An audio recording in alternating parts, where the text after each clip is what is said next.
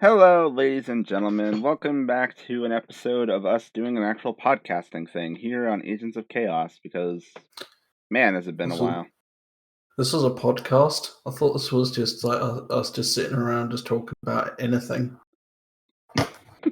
That is technically the essence of a podcast.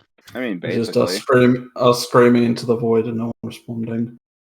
I mean, isn't that just most of the internet? You just sit there screaming into the void, sometimes just having half conversations with yourself, shit happens. And then there's maybe once in a million years a YouTube comment.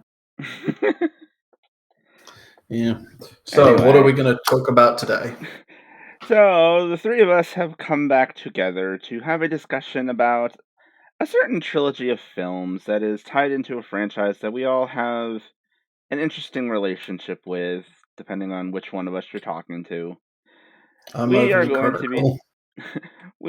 to be talking about the recently completed Fate Stay Night Heaven's Feel trilogy. Which technically means that Fate Stay Night, now every route of the original Fate Stay Night visual novel has been adapted in some way. Except they still need to make Ufotable go back and do Stay Night.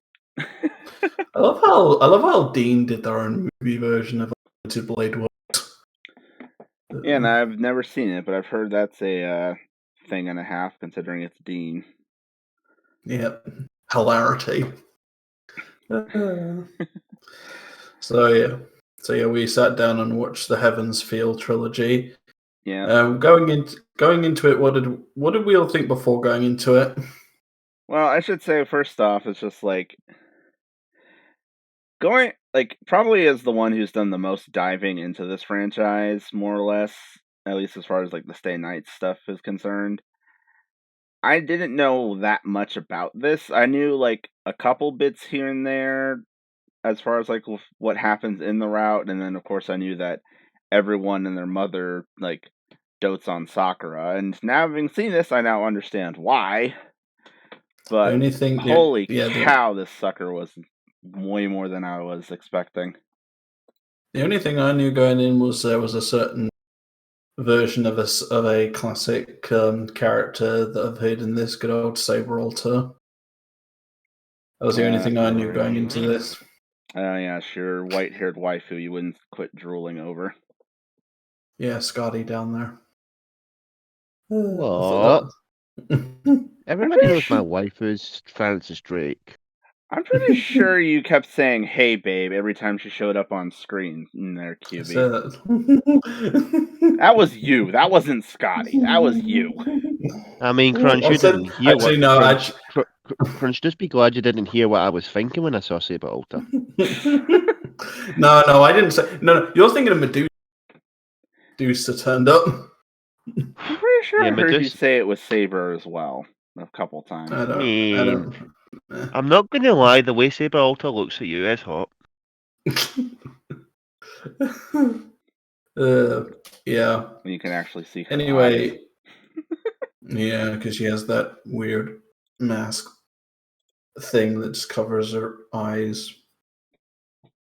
But yeah, there's something I wasn't expecting to start off with, I think, was the tone of it, especially in comparison to the other routes of Fate Stay Night, the visual novel.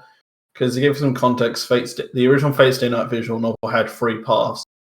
That was the Fate Stay Night one, the Unlimited Blade Works one, and the Heaven's Feel one. And the Heaven's Feel one is probably the darkest that Fate has ever gotten in its entirety as a franchise. Or at least as far as anything that's been put into animated form. It's been adapted, but even then, from what I've seen, yeah. I mean, it's darker than the stuff in Apocrypha with Jack the Ripper. Yeah, that little bundle of fun. Yep. Mammy. Yeah. But yeah, no, this is just very because the thing I've always said about Fate Stay Night is the Fate Stay Night routes because they only really adapted at first the original Fate Stay Night, the route and Unlimited Blade Works. Those two are sort of more. I say those two are on the same level in terms of tone. Would you agree with that? Except, okay, I think Unlimited Blade Works a little bit darker. I will say it's been a hot minute since I've watched Stay Night, so I don't quite remember how the tone is with that one, but I would probably say that, yeah, to some extent, UBW probably does run a little bit darker. And then Heaven's Feel comes along and slaps both of them. Because this one is dark. This has got people getting This isn't a Holy Grail war. This is a slaughter. Like, servants from, like, all the, like, servants like Assassin, Caster, Lancer. I mean, okay, it's Lancer, but still. Yeah, and just all, like, Berserker, just all these, like, characters who are like, through, like, the other Stay Night Valley, they're just getting, like, torn apart here. QB, please don't mention the Lancer. I've got the run stuck in my head. that running animation must have been. But oh, that was hilarious, though. It was. That's a GIF, and it's amazing. To be fair, though, Lancer actually lasted pretty long, a pretty decent amount of time in this, all things considered. Especially considering what he was fighting against. I mean, Gil went up against that thing, it didn't last nearly as long. Which is kind of funny to think about. I think that's... yeah, we should... Yeah. Oh, yeah, that bit with our good old friend Gilgamesh. Gilgamesh gets eaten this time. Oh. I do find it interesting that they used him as, like, kind of a way to just really show how dangerous this thing is that they're up against in this one, because... Well, he's usually the pinnacle of, like, power and... Well, I mean, like, he's basically the final boss in, like, the other two routes, and to some extent he was as well in Zero. It's like, yeah, he is more or less the powerhouse of these particular Grail Wars, considering just how powerful he is with his infinite surface-to-everything missiles. And then this thing comes along and just turns him into a snack. And you're just like, oh, shit. Yeah, there's, like, this antagonistic... Because it's more like, in terms of the plot, there's this... In terms of the plot, it's more like... It's basically like the other routes.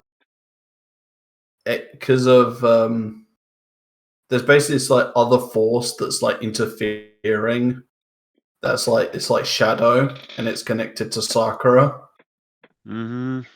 And then... we'll get into what the Shadow is later, because that's a long story. I'm not explaining that. But yeah, no, it's just like just the power of the... Because, like, the bit... Yeah, it's just interesting seeing how Gilgamesh is treated in this, because he appears right at the beginning, and I was not expecting that. Versus, like, his other appearances in the franchise. But yeah, I mean, PSB is really just sitting in a church going, "Sup? Hey guys, it's me, Gilgamesh." He just kind of like pops up in and out just to remind you that, hey, I'm here. Which, of course, is even funnier after you've seen Zero. And then you get to that, one scene later, where he becomes dinner. But yeah, I'd say definitely, yeah, the tone is very, like... There are some scenes in this that I would... Like, there's a bit where, like, one of the servants gets ripped apart from the inside, and you see all the gore and everything. Yeah, that's like Assassin, if I remember correctly. Yeah, the other beat, and there's the assassin and then another assassin comes out of him. Which, how does that work? So from what after doing some more digging into it after we watched that, so the assassin that is always associated with, like, the other two routes, because of the way that he was summoned, he's not really, like, a proper assassin summoning, as it were, and so I guess Zoken used him as a catalyst to summon the true assassin of this Grail War, in air quotes. Yeah. Hence partly why he erupted that way, I guess. Yeah, he does. Yeah, there's a lot of similarities. Not similar. There's a lot of, like, connections between this one and these films and Fate Zero, because I think a lot of the, like, iconography and story, because obviously a lot of it is a lot of the backstory and everything is explained and shown in Zero from when, like, because it's a prequel to the visual novel, but I think it's the one that is the closest to. It's the closest route to Zero, if that makes sense, because of how a lot of the story works. So, like in Zero, you see like Zoken and Sakura and other elements that just also gives. And there's also more Kotomine in this one. Everyone's favorite priest. Props to Crispin Freeman. The man always delivers a good voice. Oh yeah, I remember just born to play villainous roles, or like more like antagonistic. I think not really. I think to me, what's still hilarious about Crispin Freeman is just like if you ever like just hear his voice, you probably like picture something very specific, and then you see what the dude actually looks like, and you're like, "What the fuck?" He looks so young. Yep. I know he sounds like a lot of the characters he voices, which are like older, muscly, like buff dudes with deep voices, and then you see him, and he's just like this young, thin-looking guy. I'm like, what the hell? Where's this voice coming from? Yeah. I mean, just look at this guy. Yep. He is amazing for his age. Yeah. He's 50 next year. Yeah. Wait, hold on. He's. I don't think that's an up-to-date photo. I think that's a younger picture of him. That is a younger picture of him. I just pulled up the first image of Crispin, but apparently this year he's turning 50. Holy shit. Yeah. I didn't realize he was actually that old. How did you guys feel about Shiro in this version of the story versus the others? I mean, isn't Shiro kind of the same throughout most of the... He's kind of like the... He's the hero. He's the hero protagonist character. They don't really break the mold with Shiro as a sense. They just kind of give him new things to deal with. We didn't necessarily have to deal with the fact that does he kill the one he loves, or does he try and see if he can save her? And there's a few points in the movie where he actually does go to the point where he wants to kill her to put her out of her suffering, but then stops. That is a really messed up bit when you think about it. He's standing over her with the knife. This whole franchise is Sakura's entire existence is messed up. Yeah. Taken from her actual family, forced into a pit of fucking worms. Insects. Worms. Having a piece of a grail shoved in her. And then just every single thing that she deals with in this movie. Her existence is just fucked up. And let's not forget, her stupid adopted brother and what he was doing to her. Let us not talk about Shinji. Yeah, this is a happy place. Happy place. My fucking ass, this is a happy place. This is the Fate franchise. Nothing is happy. I mean, looks at Carnival Phantasm. That doesn't count, and you know it. The closest thing to a happy place that exists in this franchise is Ilya. And even that gets... I mean, there's a few scenes I think I've seen in Encore that some of the characters look awful happy. For all of 5 seconds, probably. I don't know. I don't think this franchise is entirely all doom and gloom. Remember that bit one thing I did like about the very first movie was it basically we're not going to show you everything from Stay Night. We're just going to be like, you've seen the other shows, so we're just going to skip by all the fluff at the beginning and just get to the stuff that you haven't seen. That was the one thing that I was very curious about when I heard that when I started getting into this, and I'd seen Stay Night, I'd seen Blade Works, and it's like, all right, eventually probably they're going to adapt Heaven's Feel. How are they going to do this without repeating the same opening bits all over again? And then the whole thing about it being movies was dropped, and it's like, okay, again, but again, how are they going to do that part? And it's just a quick montage thing. It's like, okay, they clearly expect whoever's watching this to know this franchise. You are not going to, or they do not expect people who are brand new to this franchise to start with Heaven's Feel. That is a fucking mistake and a half. I feel a lot bad for that one person in Japan who Crunch. probably. I can just imagine people going into the cinema being fresh Fate fans, going, "Oh, this is going to be a fun ride." Walking out, going, No, I'm just "What imagining the that fuck one did I random just?" guy. No, I'm just imagining that one random guy going, "Her face. I wonder what this is about." Walks in, walks out. What was that? No. I would just walk in, me not knowing anything about Fate, me walking out, going, "I am never going to fall asleep again." Yeah, there were some bits like that. This is Fate as a horror movie. Now, another couple of things I did like about watching these movies was, how do I put it? You watch the movie, you think you know what's going to happen. You think you're like, oh, these two, they're obviously the main characters. They're going to survive to the end of the movie. Then one of them's kind of killed and comes back as an evil character. Hi, Saber. Yeah, that is an interesting point in this. How it kind of like, because in the first movie, Saber's kind of thrown around. Well, kind of. She's basically thrown around in all her fights.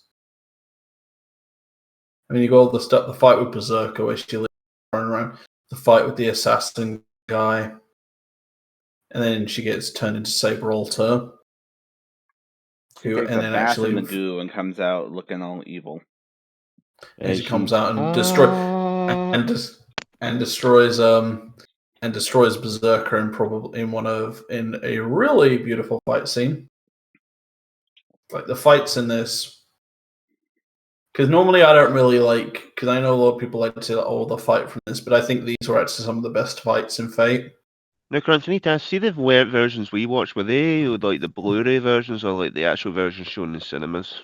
I have no idea. Because I know for we a just fact got them there's from where we Blu-ray got them versions from, out. and that's that. I think they're probably the Blu-ray ones. Let's not. Let's not go into that. But yeah, no, look good. All the pretty colors. Well, I mean, it's ufotable. Let's be fair here. The last several years, this animation studio has proven itself to be quite the hands at doing spectacle between their work in the Fate franchise and then, of course, their recent runaway with Demon Slayer. Mm-hmm. And then now you got this. So, when it comes to spectacle, they are not exactly slouching in that department. They're giving Trigger a run for their money when it comes to actual pure animation. I mean, Trigger more like use it. Trigger's more. Trigger, I think, leans more into just doing crazy, absurd shit and then like making the animation work for it. Whereas like Ufotables has just here's a fight scene, let's just make it look amazing. That's Imagine if they worked together. Imagine a Fate series done by Trigger. Oh god. Oh god. That'd be like a parody or something. Considering how many different studios have worked on different Fate stuff, like the Camelot movies for Grand Order have 2 different studios working on them. On the first and the second one. I imagine they probably did that just so they can get them out relatively quickly. It's all things. It's interesting just how much Grand Order stuff there is. We can milk this franchise forever. I mean, they literally just launched another chapter of the game a couple days ago. It's like, I think, chapter 4 of whatever arc they're currently on. Of the second one, which they can also start milking about a decade. Whenever they eventually adapt everything from the first in some form. That's if they're going to do that. I mean, to be fair, there are some arcs in the first, or like there are some chapters in the first arc I would be like, I don't really think it needs to be adapted that much. Maybe like an OVA or something. I don't know. Also, we have completely and totally strayed away from Heaven's Feel. Anyway, Heaven's Feel. Back to the fuckery. So back to Sakura eating people. Yeah, that was messed up. Because set the scene.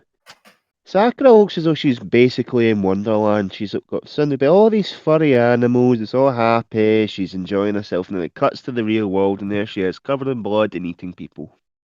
Yep. Just popping a finger into her mouth right before Gilgamesh decides to interrupt her. It's weird when he's the hero. It's weird he's being the hero for once. It is kind of odd, just like the way he's behaving in that one. Just like he's clearly not doing this for his own gratification or whatever, like he was in UVW or Stay Night. It's just here he is, just trying to put this thing down for reasons. It's so bizarre. I was kind of confused. Well, Koto Mania wanted it to like be mature, born. and yes, I'm actually wondering if like Gilgamesh like saw like just the destructive power it had and decided to just try and put it down. And you know how well that went. Mm-hmm. Nom nom nom. It is though very interesting, different seeing a route where Gilgamesh has not that much of a role, admittedly. Yeah. But you know, and then do we want to talk about the elephant in the room with the thing, or do we want to discuss anything else? The shadow. All that. Yeah. For those who watch the movie, throughout the movie, you'll sometimes see this weird tentacly shadow-looking thing. That thing is treated like a horror monster, just the way, like in the opening of the second movie, glitches in front of Shiro, and he's like, Yeah, this thing is essentially a pure embodiment of the Holy Grail, and how fucked up it is at the moment due to its current resident. It's just two really messed up things collided together to create one super messed up thing. I will say, like, how it appears throughout it, like, I was kind of confused because Zokin was kind of like, what's that, when he first is kind of like confused by it when he first sees it and runs away. I wonder if he did actually know what it was and just... Oh, I think he knew what it was because of the way he reacted. He was like, he just looked at him, and then it took him a second to realise what it was, and then he shat himself. It's like, oh, fuck. It's out now, and it's coming to get him, because essentially this thing, if it comes into contact with you, you basically get to feel its pain. Like, the images that Shiro sees are essentially what this thing is suffering. Yeah, it's like, yeah, and this thing does not show mercy. No. If it won't, it is hungry and it will eat and eat. Remember what happened to Archer? Archer literally gets like, I think at this point, like the shadow attacks. I think Shiro loses an arm in that bit, so Archer has to like cut off his own arm and replace it before they lose him. Well, the problem is now that Shiro has Archer's arm. He did it anyway. Yeah. I mean, technically, Archer would have, since without Shiro, technically Archer wouldn't exist. I mean, you say that, but then again, considering the way that he talks about himself in UBW, I have a feeling even without this particular Shiro hanging around, he would still exist because of other things. Because time does not matter when it comes to the Throne of Heroes, and I guess being a counter-force agent. I thought it was more like alternative universes or something. But yeah, so then Shiro gets access to power to summon weapons, and then swords come out of him. It's interesting the way that like Shiro, gets all these different abilities throughout these different routes. Is like in Stay Night, he accidentally taps into his power to summon Caliburn or a copy of it. But then, like, I don't think he really does much else with it other than, like, maybe summoning Caliburn one more time. And then in UBW, obviously, he starts tapping into it more to actually, like, create and summon weaponry, and much like Archer does. And then in this one, he gets his arm blown off and just ends up with a copy of Archer's arm, which is so overcharged that his body can't handle it, and he ends up just sprouting blades out of himself whenever he uses the damn thing. Mm-hmm. Although that bit when he first uses his arm was like, Archer says, "Can you keep up?" And then she was, "No, I should be asking you that." I know, I love that bit. That bit was amazing. Yeah, so and then can you just get a room? He wants to do what he's saying to do. Oh god. Shiro and Archer in a room together. Is that sex or masturbating? Yeah. I think the correct gift that comes to mind is you just played yourself. Oh my god. Played yourself or played with yourself?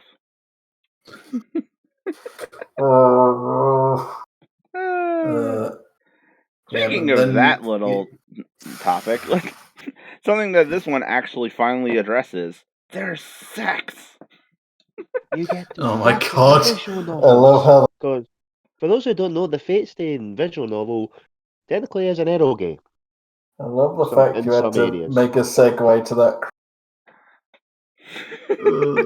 And for those who do not know what an eroge is, go watch Trash Taste Corner. CW gets a nice good explanation from Joey and Garn about what an eroge is. I love how he's so visually confused when they explain that to him. He's like, "What?"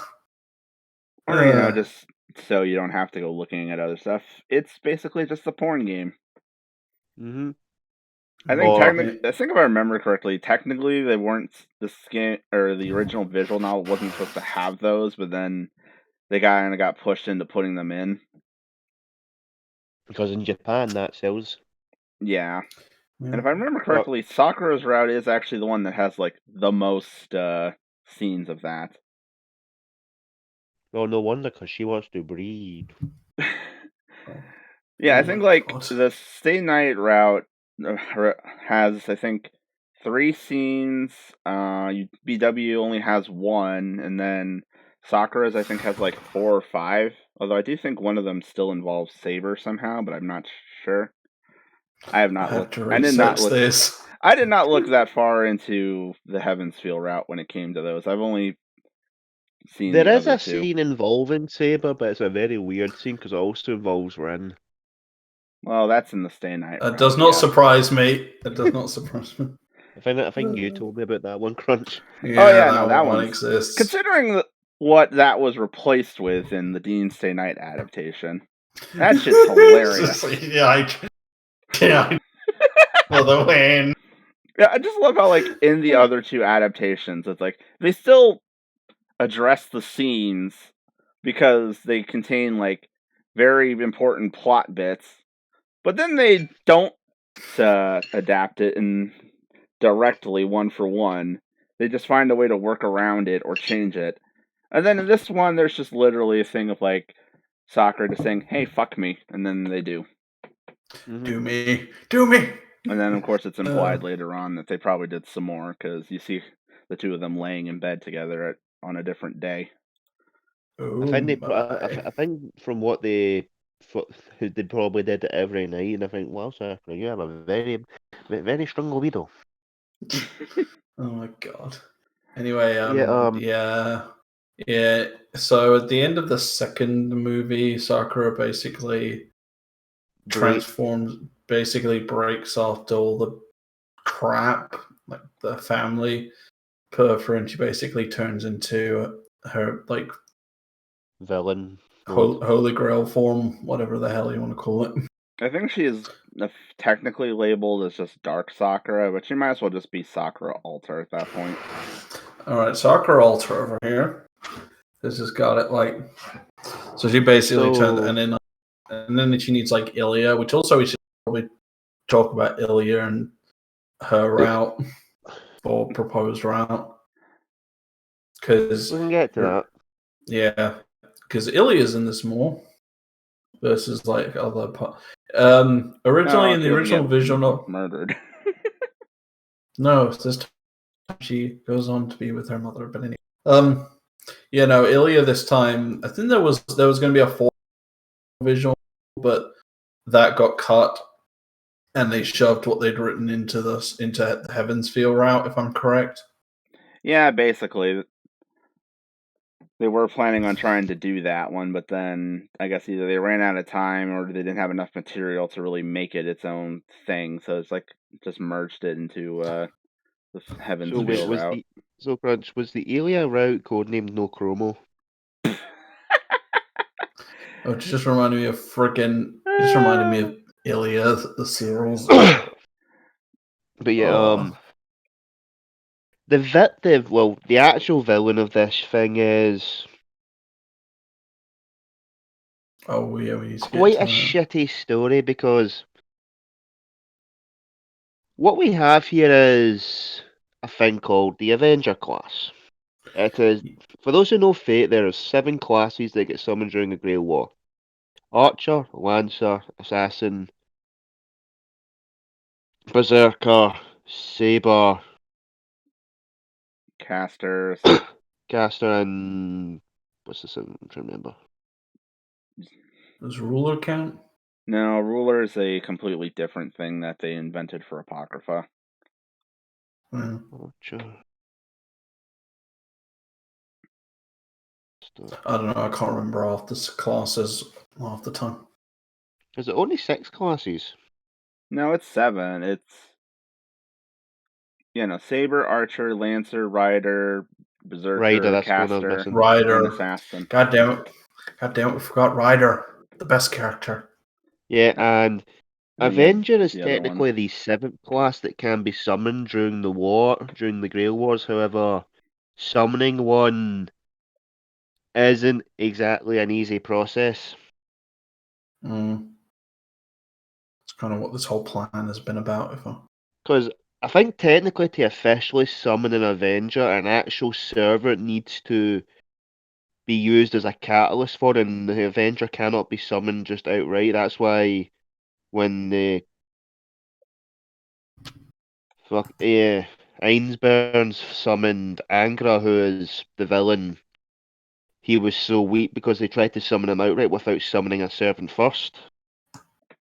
Yeah, I think that's how that worked.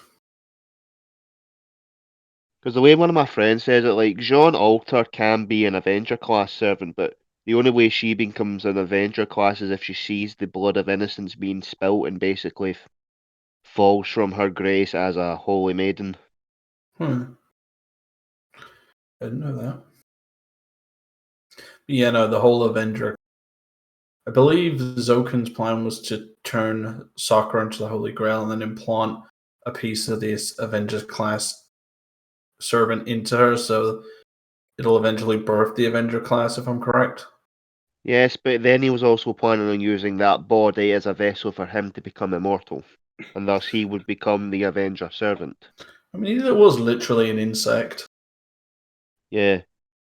Now, the reason why Angra is so pissed off is because of his backstory, where essentially his people followed a specific religion where they take all their pain and suffering away from themselves. They picked him out of their entire village just to blame everything on. Yeah, that was the backstory. And then essentially any bad problem was his fault, but he was also basically treated as a god if things went good. So therefore he was eligible to go to the Throne of Heroes as one of the first heroes, along with Gilgamesh. Yeah. Doesn't he have a role in Holotraxia? Yes, he has a whole Yeah. Now, Angra is actually not a bad guy. He's just very, very, very pissed off because of the Avenger class is more angrier than the Berserker class, apparently.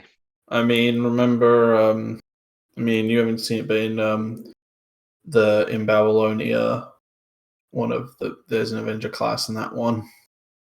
I think it's Medusa is a Avenger class. I think you're thinking of Gorgon, not Medusa. Gorgon. Because Yeah, Medusa's a Lancer in that series. Yeah. And Gorgon. she's also tiny and adorable. She is adorable. Yeah. She's adorable when she's normal looking. Yeah. Anyway, but yeah, the Avenger class is the most pissed off servant class out of all of them.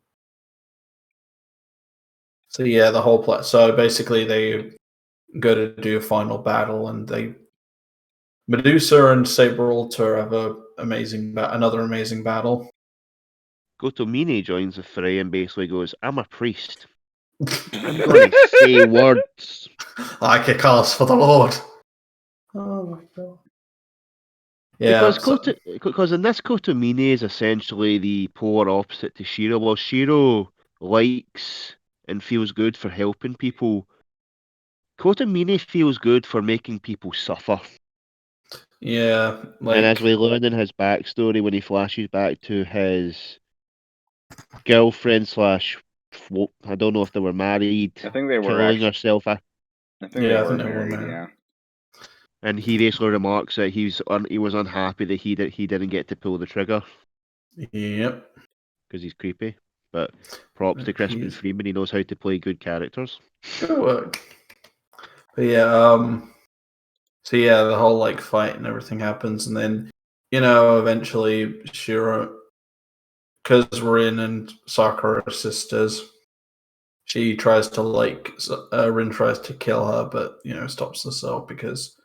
I think you just casually hand drop that. It's like, oh yeah, because they're sisters. Like we haven't bothered to mention that earlier, because we haven't. I thought I'd mention it.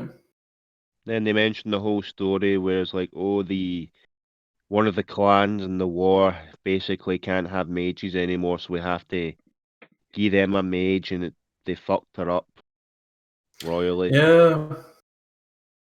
Yeah.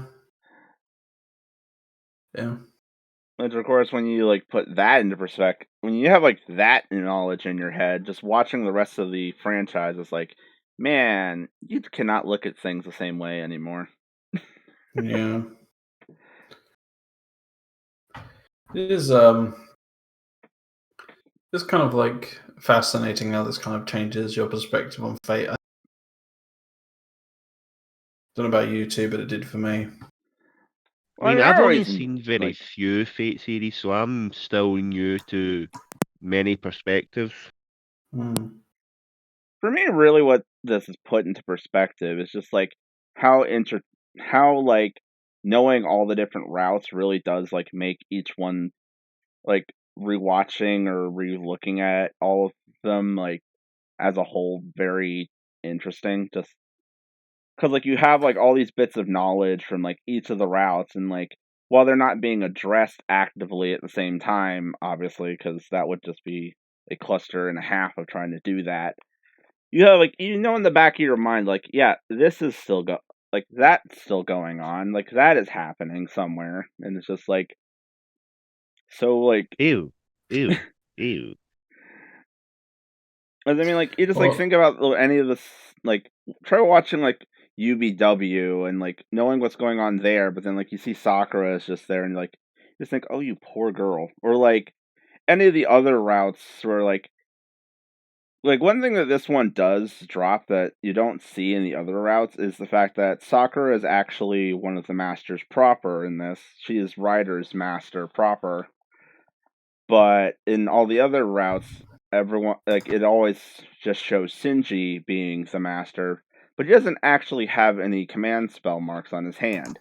It's just been her lending Rider to him, essentially. I think that is hint. I think you mentioned, isn't there a shot in Dean Stay Night of Sakura, or am I thinking of something else? No, so in Dean Stay Night, there is a shot of Sakura's hand, and it kind of has the start of those kinds of markings, but they haven't fully materialized yet. And Shiro sees them and just thinks that Shinji's been doing something. but it's never like fully established that she is actually Ryder's master. It just kind of looks like a thing on her hand. You don't really like they don't really focus on it much afterwards either. So it kind of like this comes off as like a one-off sort of thing.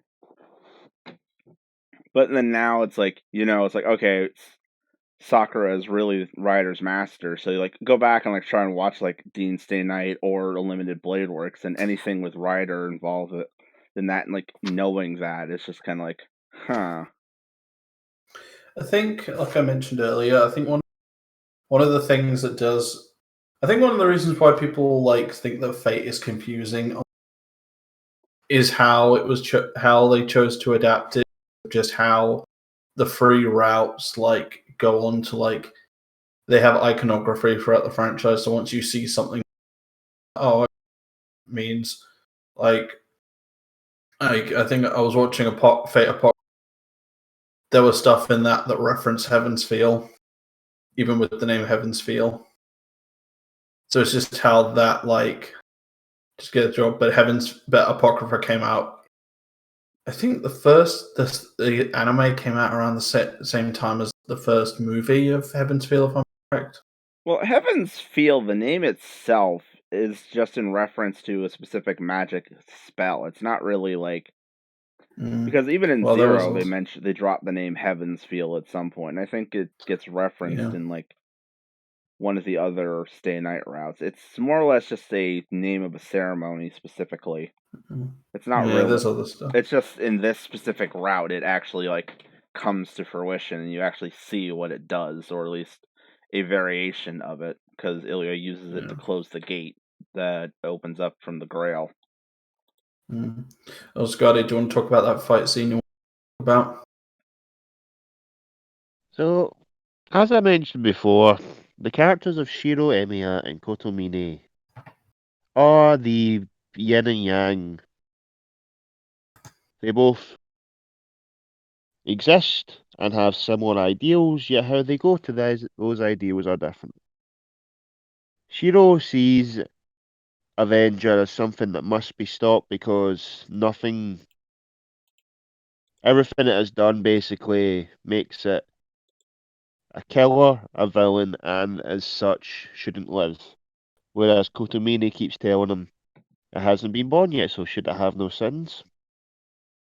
Then they have an epic fist fight, which I've got to admit the animation during that is amazing. As is essentially these two on their last dying breaths, seeing who can survive and whose ideals should be put to the top of the priority list. I think it is one of the better times of Shiro's ideals, instead of the infamous people die when they are killed thing. This is actually him like fighting for like his ideals versus Kotomine, like you said. Well, I think that. Well, okay. Obviously, that one infamous line is just Dean being stupid. Let's just be frank about that. Fighting for that is just that particular adaptation being stupid. Just remembering the line. But like with UBW, he's still technically fighting for his own beliefs. He's just ironically enough fighting against himself for a lot of it, because Archer kind of becomes a semi-antagonist, but not really. And then of course, find it funny versus Gilgamesh at the end. I do find it funny you mentioned that, and I'm just thinking the Limited Blade Works where it says the Archer class is sure full of archers. Oh, what's that? Anyway, the fight is really good between the two. It's funny seeing a fight between characters is just this. There's no like magic or like sword. It's just two guys having a punching each other in the face. Well, I mean, if you don't count the fact that Shiro's just exploding with blades all over himself. Yeah, and he still won. That was still happening. Whenever Kotomine hit, blades would pop out, so Kotomine was damaging himself even by attacking. But no, it's not like him versus Gilgamesh, where they're fighting inside of the reality marble and just summoning everything. Yeah. Which that fight is still like a fun thing to watch. I found that on I YouTube, kind and of I was like, find it ironic. Like the only thing we see of Blade works is that one scene where Emiya summons Berserker's sword. Just No, like doesn't he? Didn't I he don't use think it? he's. I don't think he used Blade works any other time. He did. He no, he did didn't. summon the nut. He used summon the. Oh, are you talking about Unlimited Blade Works, the series? Or are you talking about No, I'm talking about Heaven's when Feel? because he did call the thing he did against Berserker in the third movie. Nine He, lives, Blade works. no, he called. He also called the caster's knife, I think, to free Sakura. Well, he summoned. He didn't use like the reality marble thing, if that's what you're talking Mm, about. mm. He didn't like I do the don't know. whole I don't. incantation and call out the reality marble. Yeah, I think that like he thing. started to, but then he couldn't finish the incantation because he had to pop Also, out Kiwi, into I the don't think he defense shield. summoned Caster's Rule Breaker. I think he actually used the Caster's Rule Breaker that was dropped during the fight, since he basically got after Zoka and used Caster's dead body as a puppet. Which, that's a It was creepy as fuck and a half. What's creepy? What's that? What's creepy in that scene? The shadow. or Caster's body literally full of bugs being used as a puppet. Yeah, what was creepier? Yeah. The shadow. Yeah, the shadow. The shadow. Only the Oh, shadow speaking of knows. shadows, if you ever do meet Zoka and Mato, just know that your sponsor, Raid Shadow Legends, will help you. No. God damn it. Because Anyway. Raid kills all bugs.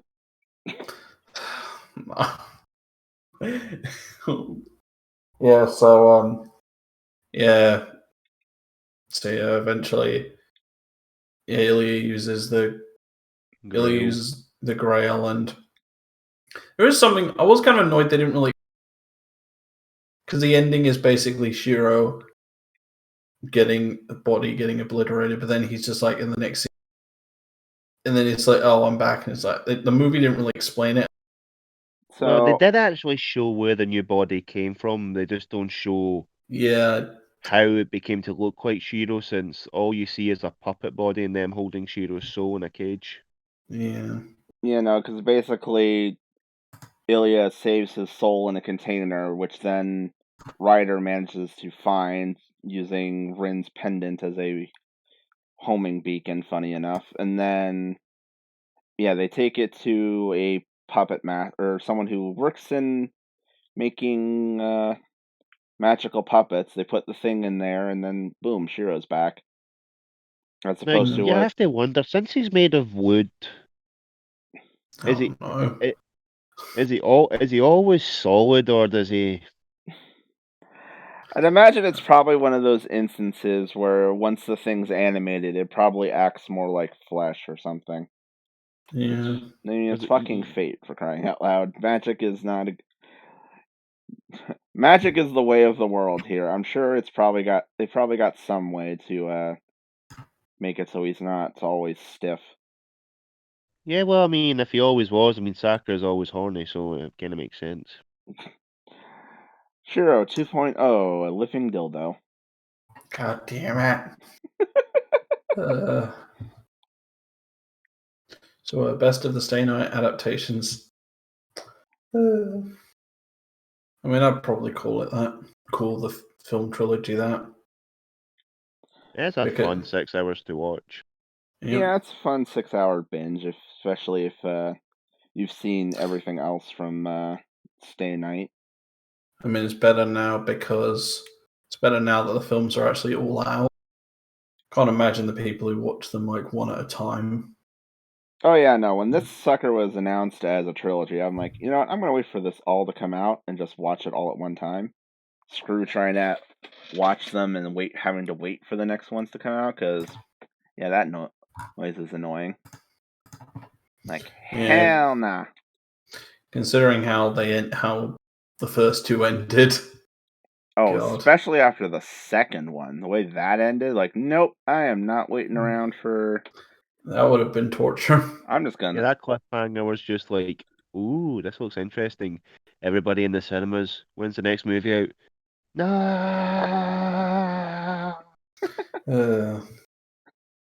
Yeah, no. The only thing I'd say is if you're squeamish to blood, don't watch this because there's red paint everywhere. And it's glorious. It's not blood, it's strawberry jam. Yes, they all got strawberry jam flowing out of them in bright red colours. Yeah. So I think that's everything. Has anyone else got anything to say? If you ever see somebody in the street and they ask you they want to make a wish upon the Holy Grail, tell them no and tell them fuck off.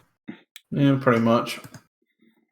I will say, no, you don't want to make wishes on the Holy Grail, but there's a little white bunny cat down the street that you should make a contract with. Hi. Not you. No. All right. I'd like to thank everyone for watching. And yeah. Watching it. You mean just listening to us ramble for an hour? Look, we have the video for a reason. If we wanted them to listen, we put this on something like SoundCloud. That's the thing. I just love how you say that, like, we have the video. It's literally just a picture from one of the movies just sitting on the screen the whole time. Yep. It's visuals. Oh my god. We're professionals. Podcasting on YouTube is such a weird freaking thing when you don't have three morons on camera. Yeah, if you want that, go watch Trash Taste.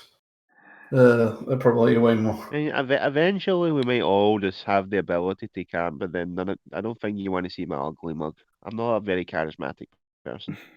I don't think anyone wants to stare at any of our faces. Let's be real. Thanks, Crunch. And now to end off, let us all say the chant, "We are the bones of our sword." We are the bones of our sword. I am the boner in my pants. Wait, what? Yeah, that's correct, Crunch. Well, Crunch, consider what you just posted in the triangle, you probably do. Oh my god, I'm not giving context. Goodbye.